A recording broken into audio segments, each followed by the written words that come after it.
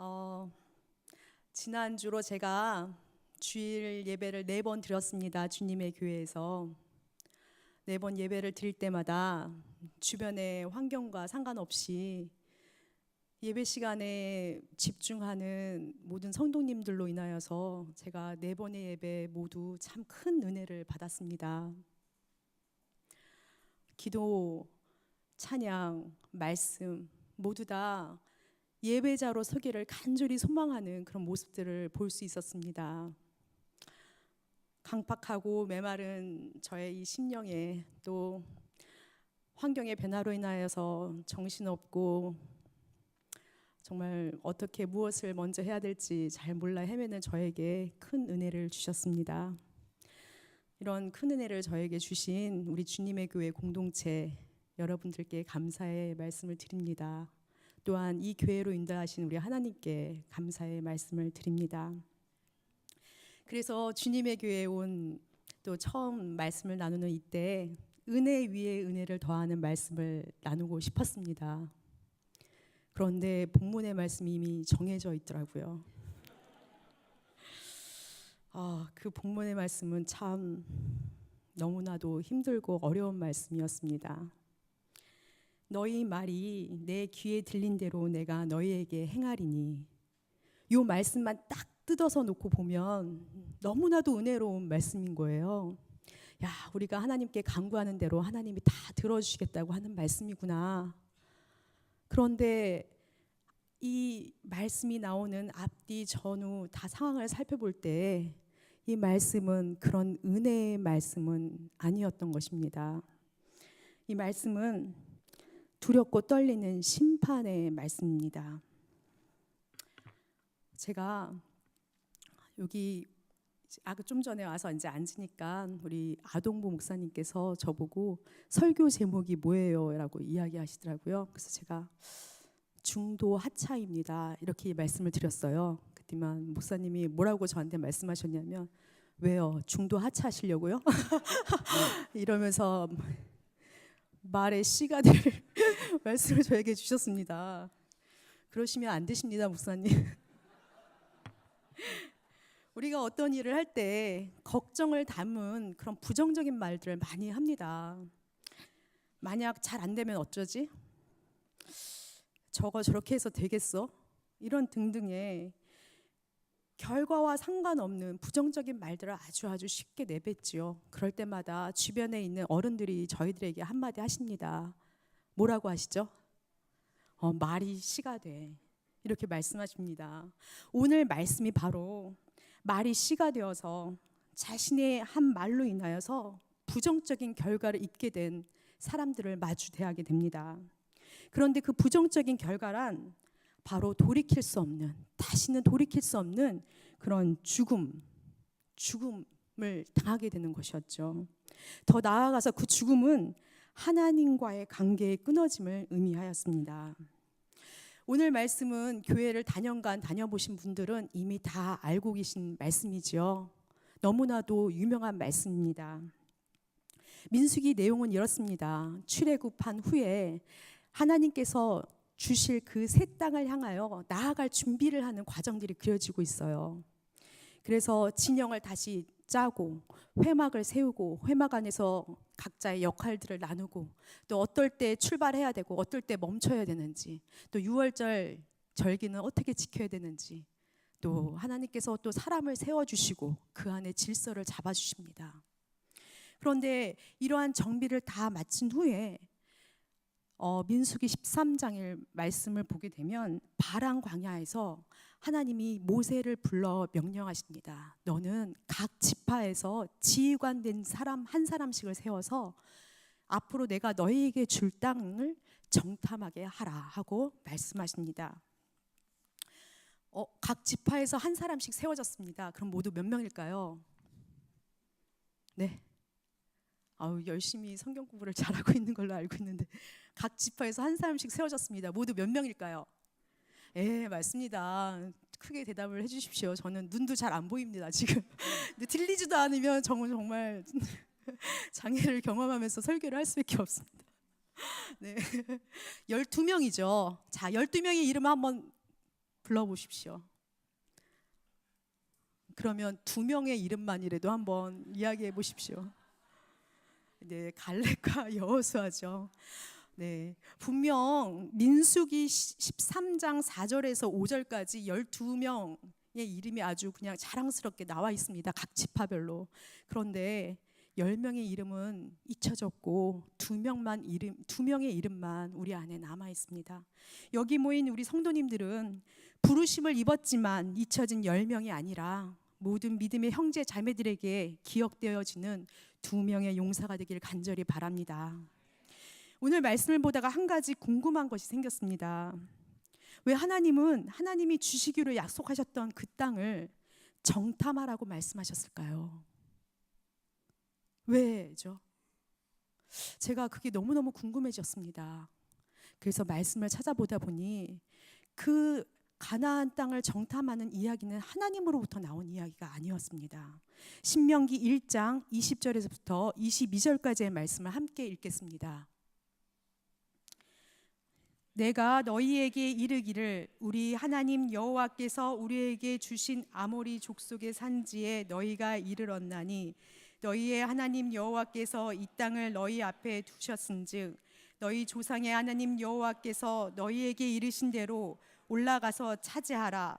두려워하지 말라, 주저하지 말라 한즉 너희가 다 내 앞에 나와 말하기를 우리가 사람을 우리보다 먼저 보내어 우리를 위하여 그 땅을 정탐하고 어느 길로 올라가야 할 것과 어느 성읍으로 들어가야 할 것을 우리에게 알리게 하자 하기에 네, 약속의 땅으로의 정탐은 하나님으로부터 나온 이야기가 아니라 이스라엘 백성들로부터 나온 이야기입니다.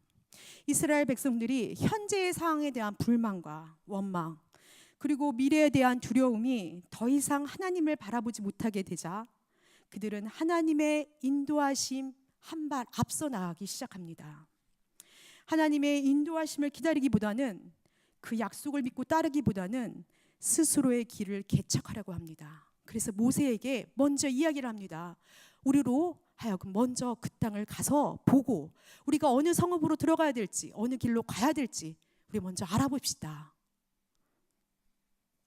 오늘 민수기 13장 말씀에 보면 하나님께서 이러한 백성들의 요구를 허락하셨습니다. 대신 각 지파에 지휘관된 자를 세워 그 일을 하라 하십니다. 조금이라도 앞뒤 상황을 좀 알고 행할 자를 세우라 말씀을 하고 계십니다. 하나님은 그럼 왜 가나안 정탐을 허락하셨을까요? 그 이유를 저는 민수기 앞장에서 좀 찾아보고 싶습니다. 제가 좀 전에 말씀드린 것처럼 민수기는 새로운 땅을 향하여 나아가기 위해서 재정비하는 모습이 있다고 하였습니다. 1장에서부터 10장까지 진영을 짜고 누구는 서쪽, 누구는 동쪽, 누구는 북쪽, 누구는 남쪽 또 어떨 때 춘발을 하고 또 회막은 어떻게 세워지고 또 회막 안에서는 그 레위인들 중에서도 서로 역할을 나눠 갖고 이런 작업들이 민수기 1장부터 10장까지에서 세워지게 됩니다. 자, 그러면 11장과 12장에는 어떤 내용으로 채워져 있을까요?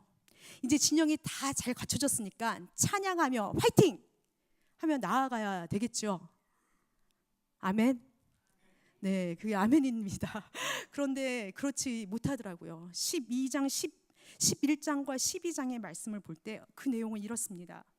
원망의 말을 하여 하나님께서 불을 내리시고 그 불을 끄기 위해서 모세가 나아가서 기도하는 내용이 기록되어 있습니다.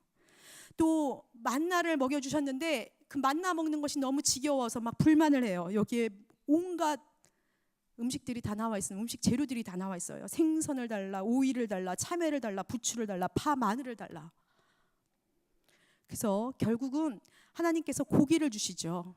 그런데 그 고기를 가지고 막 걷어가도 쌓여있는 그 고기를 가지고 탐내다가 또 하나님으로부터 징계를 받습니다. 욕심으로 인해서 하나님으로부터 징계를 받습니다.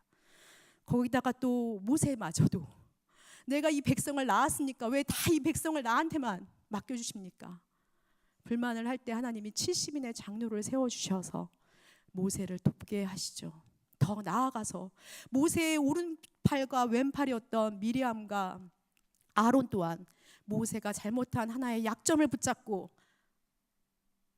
비방하고 나서지요. 그래서 하나님으로부터 또 징계를 받습니다.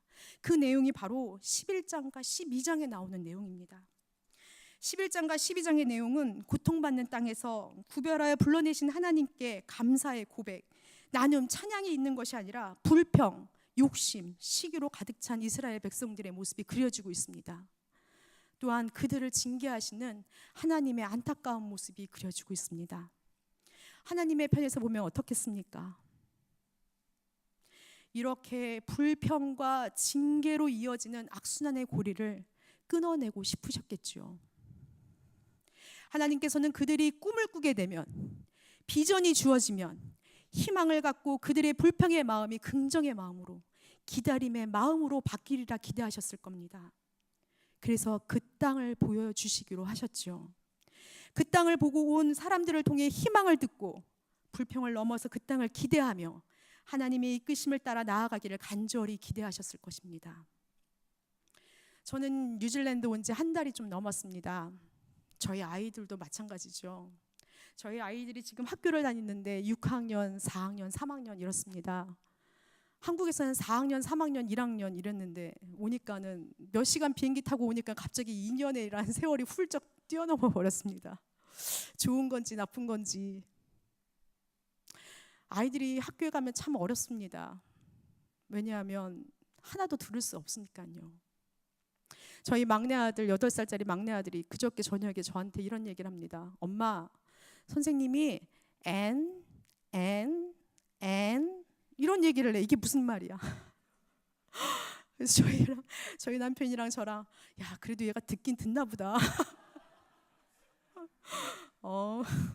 그거는 선생님이 그리고 그래서 그리고는 이렇게 이어주는 말이야. 그냥 그리고 넘어갔습니다. 아이들이 너무 어렵죠. 하나도 준비되지 않은 상태에서 학교를 들어갔으니까요. 아마 여기 계시는 많은 성도님들도 수십 년 전에, 몇 년 전에 겪으신 일들이었죠. 저는 그래서 아이들을 눈치를 봅니다. 혹시 학교를 안 간다고 하면 어떨까, 어쩌할까 걱정해서 눈치를 보는데 하루는 아빠가 애들을 붙잡고 이런 얘기를 하더라고요. 야, 얘들아, 아빠는 30년 동안 영어 공부를 했는데 아직도 어렵다. 근데 너희는 3년만 여기서 공부를 하면 아빠가 30년 공부한 것보다도 훨씬 더 잘해. 그것뿐만 아니라 너네 학교에서 한국어를 제일 잘해. 영어는 어차피 조금만 있으면 다 똑같이 될 거야. 그런데 거기다 한국어도 잘해. 너희가 최고야. 그뿐만 아니라 너 별의별 나라 친구들 다 있잖아. 너희들 처음 보는 친구들도 많잖아. 그 친구들이 다 너희 친구들이 될 거야. 멋지지 않아? 아이들에게 미래에 되어질 모습을 그려 보여줍니다. 지금의 그 불편함을 이겨내라고요. 지금의 불편함과 어려움을 희망으로 바꿔주는 것입니다. 하나님도 이런 심정이 아니었을까요? 그런데 그 결과 그 악순환의 고리는 끊어내지 못했습니다. 그들은 하나님과 같은 시각으로 그 땅을 바라보지 못했고 그 결과 그 땅을 두려움의 대상으로 그곳에 사는 이들이 그들을 삼킬 자로 바라보게 됩니다. 결국 그들은 하나님의 부르심을 받아 하나님 앞에 섰지만 결국은 중도 하차하고 말았습니다. 하나님의 백성으로 부름받아 세워졌지만 그 약속된 나라에 들어가지 못했습니다. 우리는 오늘 말씀에서 부르심은 받았지만 그의 앞에 나와 섰지만 그 나라에 서지 못한 사람들을 마주 대하고 있습니다. 너무나도 두려운 말씀이지요. 마태복음 7장 21절부터 23절의 말씀이 떠올려집니다. 우리 함께 읽겠습니다. 나더러 주여 주여 하는 자마다 다 천국에 들어갈 것이 아니요 다만 하늘에 계신 내 아버지의 뜻대로 행하는 자라야 들어가리라. 그날에 많은 사람이 나더러 이르되 주여 주여 우리가 주의 이름으로 선지자 노릇하며 주의 이름으로 귀신을 쫓아내며 주의 이름으로 많은 권능을 행하지 아니하였나이까 하리니 그때 내가 그들에게 밝히 말하되 내가 너희를 도무지 알지 못하니 불법을 행하는 자들아 내게서 떠나가라 하리라. 아멘. 하나님의 부르심을 받은 자 중에도 불법을 행하는 자가 있다는 말씀입니다. 하나님의 일을 하는 자 중에도 하나님을 여전히 모르는 자가 있다는 말씀입니다. 하나님도 이를 모른다 하셨습니다. 그들은 하나님 앞에 섰지만 결국은 하나님과는 상관없는 사람이라고 이야기하고 있습니다. 하나님 나라에 설 수 없다는 이야기입니다. 이 얼마나 무서운 이야기입니까? 제가 조심스럽게 우리 성도님들에게 묻겠습니다. 여러분은 구원의 확신이 있습니까?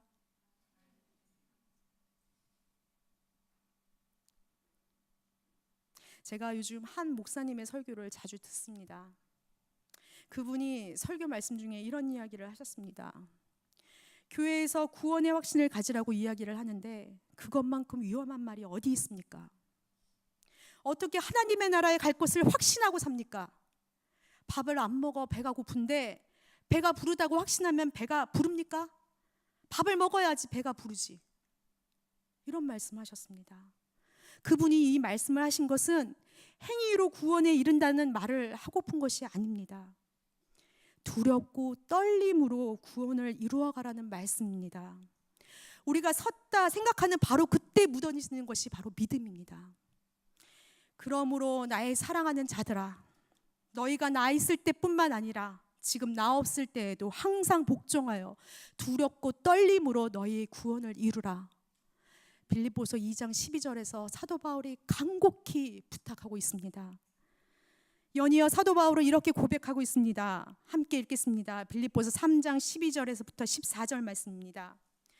내가 이미 얻었다 함도 아니요 온전히 이루었다 함도 아니라 오직 내가 그리스도 예수께 잡힌 바 된 그것을 잡으려고 달려가노라.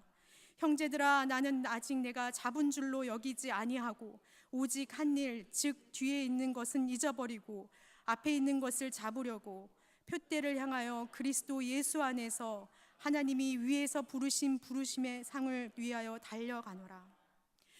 아멘. 그저 된 것은 이제 내가 하나님께 붙들림 받아 그 앞에 서 있다라는 것입니다. 우리가 하나의 작전 기도를 끝냈을 때, 하나의 양육과 훈련 과정을 마쳤을 때 우리 마음이 이전보다도 더 낮아져 있지 않았다면, 우리가 예배와 기도에 열심으로 참여하면서 그럼에도 불구하고 난 여전히 부족한 사람입니다. 주여 저를 긍휼히 여겨주소서, 우리를 긍휼히 여겨주소서 하고 서 있지 않는다면 우리가 무엇을 한 것입니까? 우리의 믿음의 행위를 돌아보아야 합니다. 우리의 믿음의 행위는 하나님 앞에 우리의 존재를 드러내줍니다. 그러므로 더 겸손해질 수밖에 없고 더 낮아질 수밖에 없는 것이죠. 하나님의 긍휼을 구할 수밖에 없는 것입니다. 오늘 말씀에 근심에 쌓여 하나님이 보여주시는 비전을 보지 못한 사람들이 있습니다. 세상의 잣대를 마음속 깊이 두어서 하나님의 계획하심을 누리지 못한 사람들이 있습니다. 두려움에 눌려서 그 하나님의 인도하심을 기억하지 못한 사람들이 있습니다. 그들은 말합니다. 애굽 땅에서 죽었거나 이 광야에서 죽었으면 좋았을 걸. 하나님이 우리를 그 땅으로 인도하여 칼에 쓰려지게 하는가? 결국 그들은 그들의 말처럼 그 땅에서, 그 광야에서 최후를 맞이하게 됩니다. 그러나 오늘 말씀에 또 다른 사람들이 보여집니다. 너무너무 감사하죠. 오늘까지, 이 시간까지, 이 자리까지 날 인도하신 하나님의 은혜에 감사하며 앞으로 이루어 주실 그 약속을 기대하며 서 있는 갈렙과 여호수아가 있습니다. 이건 시작에 불과하며 앞으로 주실 은혜가 더 크리라는 소망으로 하나님의 주신 그 땅을 바라보는 갈렙과 여호수아가 있습니다. 그들은 결국 그들 중 유일하게 약속의 땅을 밟게 됩니다. 그 영광의 자리에 서게 됩니다. 우리 모든 성도님들이 감사와 소망의 언어로, 감사와 소망의 고백으로 그 영광의 자리에 서기를 간절히 소망합니다. 민수기 14장 28절 오늘의 말씀에 그들이 그렇게 하나님으로부터 끊어진 이유가 하나님의 진노에 의해, 하나님의 사랑 없으심에 의해서가 아니라 바로 너 때문이라고 말씀하고 계십니다. 너희가 내 귀에 말한 대로, 너희가 갖고 있는 그 생각대로, 너희가 뱉은 그 말대로 우리를 위해 스스로 십자가의 가장 낮은 자리에 서신 하나님께 우리 모두 긍휼을 구합시다. 우리 하나님은 오늘도 우리를 이 자리에 부르시어 우리를 그의 백성 삼으시러 그리스도 예수를 통해 중보하고 계십니다. 그분 앞서 행하지 마십시오. 그분의 걸어가신 길을 분명 우리 앞에 보여주고 있지 않습니까?